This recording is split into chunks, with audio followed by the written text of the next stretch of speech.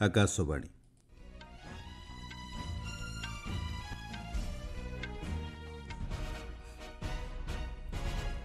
संवाद पढ़ुछंती सत्यव्रत बेहुरा।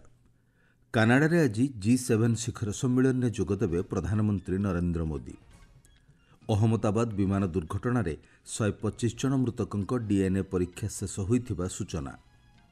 देश में 2000 टी गाड़ी चलन प्रशिक्षण केन्द्र खोलिबा लगी केन्द्र सरकार निष्पत्ति। चाष अनुपयोगी होउथिबा जमीगुड़िकु पुनः व्यवहार योग्य करने उद्देश्य आज पालित होउछि विश्व शुष्कांचल और मरुड़ी प्रतिरोध दिवस। एवं 19 वर्षरू कम भारतीय क्रिकेट टीम रे सामिल हेले डी दीपेश और नमन। प्रधानमंत्री नरेंद्र मोदी कानाडार कानानास्किस ठारे आज संध्यारे G7 सम्मेलन में जोगदेवे। यहाको मिसाई श्री मोदी क्रमागत भावे षष्ठ थर लगी G7 सम्मेलन में जोग देउछंती। कानाडा प्रधानमंत्री मार्क कार्नी निमंत्रण क्रमे प्रधानमंत्री 2 दिनिया कानाडा गस्त करिछंती। सम्मेलन काल श्री मोदी अनेक गुड़िए द्विपक्षीय बैठक में जोगदे आंचलिक तथा विश्वस्तरीय समस्या उपरे आलोचना करिवे।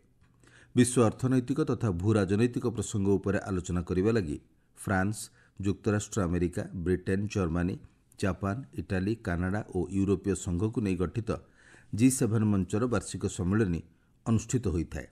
गत किछि वर्ष धरी भारत को यह सम्मेलन में जोगदेवा लगी नियमित भावे निमंत्रण करा जाउछि। चलित वर्ष G7 सम्मेलन में विश्व एवं विश्वर विभिन्न संप्रदायर सुरक्षा, शक्ति सुरक्षा एवं डिजिटल परिवर्तन उद्देश्य देशगुड़िक मध्य भागीदारिता संपर्क में आलोचना करा जिवो। भारत को प्रत्येक थर G7 सम्मेलन में जोगदेवा लगी निमंत्रण करा जाउथिबा बेले प्रधानमंत्री मोदी आजिर सम्मेलन में कृत्रिम बुद्धिमत्ता, शक्ति एवं अन्यान्य प्रमुख प्रसंग उपरे उद्बोधन देवार कार्यक्रम रहिछि।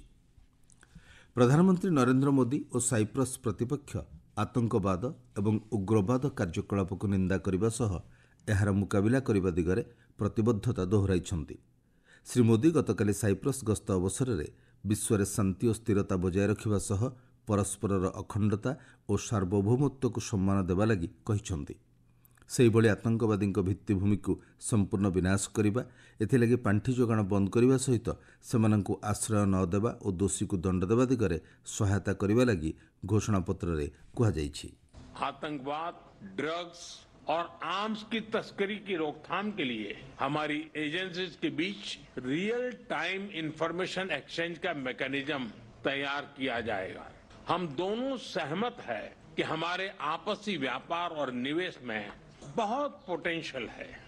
निकोसिया स्थित साइप्रस प्रेसिडेंशियल पैलेस ठारे राष्ट्रपति निकोस क्रिस्टोडोलिदस सहित प्रधानमंत्री मोदी गणमाध्यम को संबोधन करी कहिसंती साइप्रस विजन 2035 एवं भारतर विकसित भारत 2047 मध्य अनेक समानता रही। साइप्रस के विजन 2035 और विकसित भारत 2047 के विजन के कई पहलुओं में समानता है। इसलिए हम साथ मिलकर भविष्य को आकार देंगे।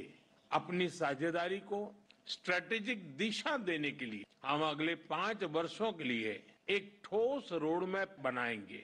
रक्षा और सहयोग को और मजबूती देने के लिए द्विपक्षीय डिफेंस कोऑपरेशन प्रोग्राम के तहत रक्षा उद्योग पर बल दिया जाएगा।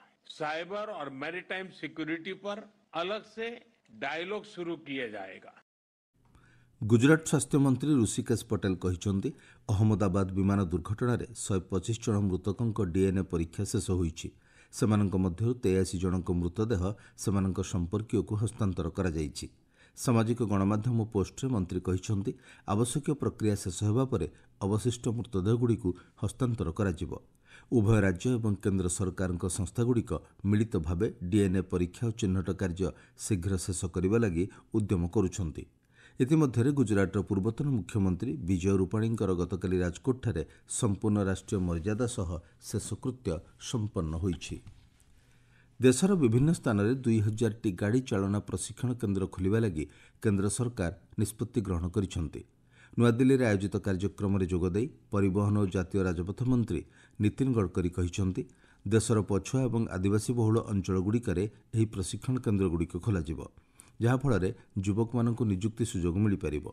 से कहते देश में प्राय 22 लाख गाड़ी चालकों अभाव रही।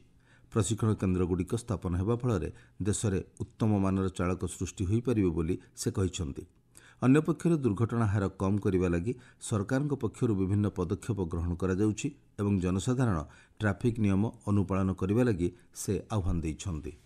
ଆପଣମାନେ ସମ୍ବାଦ ଶୁଣୁଛନ୍ତି ଆକାଶବାଣୀରୁ। ବିଶ୍ୱରେ ଦିନକୁ ଦିନ ବିଭିନ୍ନ କାରଣରୁ ଅବକ୍ଷୟ ଓ ଚାଷ ଅନୁପଯୋଗୀ ହେଉଥିବା ଜମିଗୁଡ଼ିକୁ ପୁଣି ବ୍ୟବହାରଯୋଗ୍ୟ କରିବା ଉଦ୍ଦେଶ୍ୟରେ ଆଜି ପାଳିତ ହେଉଛି ବିଶ୍ୱ ଶୁଷ୍କାଞ୍ଚଳ ଓ ମରୁଡ଼ି ପ୍ରତିରୋଧ ଦିବସ। ପ୍ରତିବର୍ଷ ବିଶ୍ୱର 10 ଲକ୍ଷ ବର୍ଗ କିଲୋମିଟରରୁ ଅଧିକ ଜମି ଅନୁପଯୋଗୀ ହେବା ସହ ଜୈବ ବିବିଧତା ଲୋପ ପାଇଯାଉଛି। ଫଳରେ ବିଭିନ୍ନ ଅଞ୍ଚଳରେ ମରୁଡ଼ି ଦେଖାଯାଉଛି। ହଜାର ହଜାର ଲୋକ ଭିଟାମାଟି ଓ ଜୀବିକା ହରାଉଛନ୍ତି। ଖାଦ୍ୟଶସ୍ୟର ମୂଲ୍ୟ ବୃଦ୍ଧି ପାଇବା ସହ ବିସ୍ଥାପନ ଭଳି ସମସ୍ୟା ଦେଖାଦେଉଛି। ଏହାର ପ୍ରଭାବ ସାରା ବିଶ୍ୱ ଉପରେ ପଡ଼ୁଛି। ଜାତିସଂଘ ପକ୍ଷରୁ ଏଭଳି ସମସ୍ୟାର ମୁକାବିଲା ନିମନ୍ତେ ପଦକ୍ଷେପ ଗ୍ରହଣ କରାଯାଉଛି। 1994 ମସିହାରେ ଜାତିସଂଘର ସାଧାରଣ ଅଧିବେଶନରେ ପ୍ରସ୍ତାବ ପାରିତ ହେବା ପରେ ପ୍ରତିବର୍ଷ ଜୁନ୍ 17 ତାରିଖକୁ ବିଶ୍ୱ ଶୁଷ୍କାଞ୍ଚଳ ଓ ମରୁଡ଼ି ପ୍ରତିରୋଧ ଦିବସ ଭାବେ ପାଳନ କରାଯାଉଛି। ଚଳିତ ବର୍ଷ ଏହି ଦିବସର ବାର୍ତ୍ତା ରହିଛି ଅବକ୍ଷୟ ଜମିକୁ ପୂର୍ବ ସ୍ଥିତିକୁ ଫେରାଇ ଆଣିବା ଏବଂ ନୂତନ ଉପାୟ ବାହାର କରିବା। ଏହି ଅଭିଯାନର ଲକ୍ଷ୍ୟ ହେଉଛି 2030 ମସିହା ସୁଦ୍ଧା 150 ହେକ୍ଟର ଅନୁପଯୋଗୀ ଜମିକୁ ପୁନଃସ୍ଥାପନ କରିବା ଏବଂ ବିକଶିତ ଅର୍ଥନୀତି ପାଇଁ ଉପାୟ ବାହାର କରିବା। ଜଳବାୟୁ ପରିବର୍ତ୍ତନ ଜନିତ ଆହ୍ୱାନଗୁଡ଼ିକର ମୁକାବିଲା ଲାଗି ମଧ୍ୟ ଲକ୍ଷ୍ୟ ରଖାଯାଇଛି।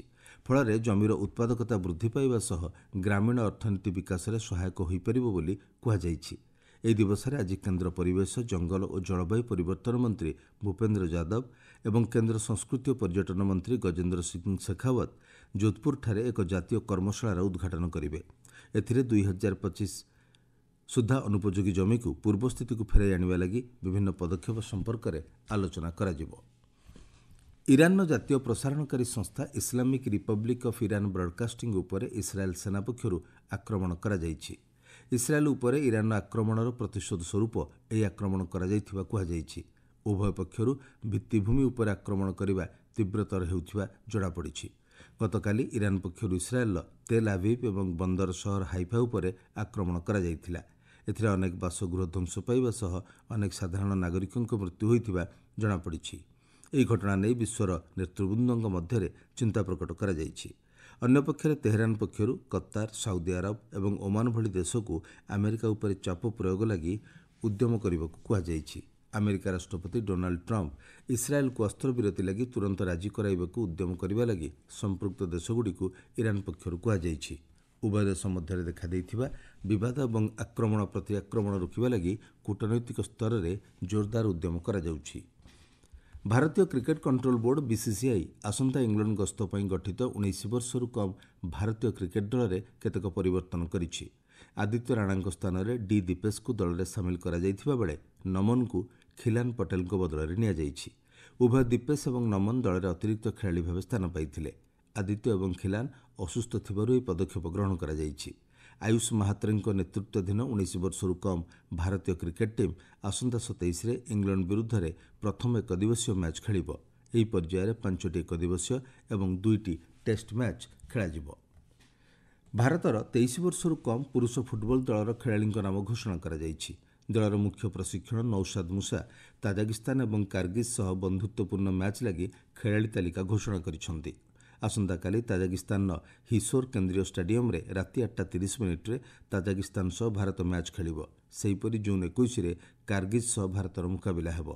ଅନ୍ୟପକ୍ଷରେ ସିନିୟର ମହିଳା ଦଳର ମୁଖ୍ୟ ପ୍ରଶିକ୍ଷକ କ୍ରିସ୍ପିନ୍ ଛେତ୍ରୀ 24 ଜଣିଆ ଖେଳାଳି ତାଲିକା ଘୋଷଣା କରିଛନ୍ତି। ଏସିଆ କପ୍ ଅଷ୍ଟ୍ରେଲିଆ 2026 ଯୋଗ୍ୟତା ପର୍ଯ୍ୟାୟ ପାଇଁ ଏହି ଦଳ ଥାଇଲ୍ୟାଣ୍ଡ ଗସ୍ତ କରିବ। ଆଇସିସି ମହିଳା ଏକଦିବସୀୟ ବିଶ୍ୱକପ୍ ଟୁର୍ଣ୍ଣାମେଣ୍ଟ 2025 ସେପ୍ଟେମ୍ବର 30 ତାରିଖରୁ ଆରମ୍ଭ ହେବ ବୋଲି ଆନ୍ତର୍ଜାତିକ କ୍ରିକେଟ ପରିଷଦ ICC ଘୋଷଣା କରିଛି। ସୂଚନା ଅନୁଯାୟୀ ନଭେମ୍ବର 2 ତାରିଖ ପର୍ଯ୍ୟନ୍ତ ଅନୁଷ୍ଠିତ ହେବାକୁ ଥିବା ଏହି ଟୁର୍ଣ୍ଣାମେଣ୍ଟକୁ ଆୟୋଜନ କରିବା ଲାଗି ଭାରତକୁ ବିଧିବଦ୍ଧ ଭାବେ ଅନୁମତି ମିଳିଛି। ମୁଖ୍ୟ ସମ୍ବାଦ ପୁଣିଥରେ।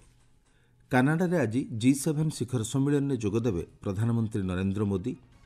ଅହମ୍ମଦାବାଦ ବିମାନ ଦୁର୍ଘଟଣାରେ 125 ଜଣ ମୃତକଙ୍କ DNA ପରୀକ୍ଷା ଶେଷ ହୋଇଥିବା ସୂଚନା। ଦେଶରେ 2000ଟି ଗାଡ଼ି ଚାଳନା ପ୍ରଶିକ୍ଷଣ କେନ୍ଦ୍ର ଖୋଲିବା ଲାଗି କେନ୍ଦ୍ର ସରକାରଙ୍କ ନିଷ୍ପତ୍ତି। ଚାଷ ଅନୁପଯୋଗୀ ହେଉଥିବା ଜମିଗୁଡ଼ିକୁ ପୁନଃ ବ୍ୟବହାରଯୋଗ୍ୟ କରିବା ଉଦ୍ଦେଶ୍ୟରେ ଆଜି ପାଳିତ ହେଉଛି ବିଶ୍ୱ ଶୁଷ୍କାଞ୍ଚଳ ଓ ମରୁଡ଼ି ପ୍ରତିରୋଧ ଦିବସ।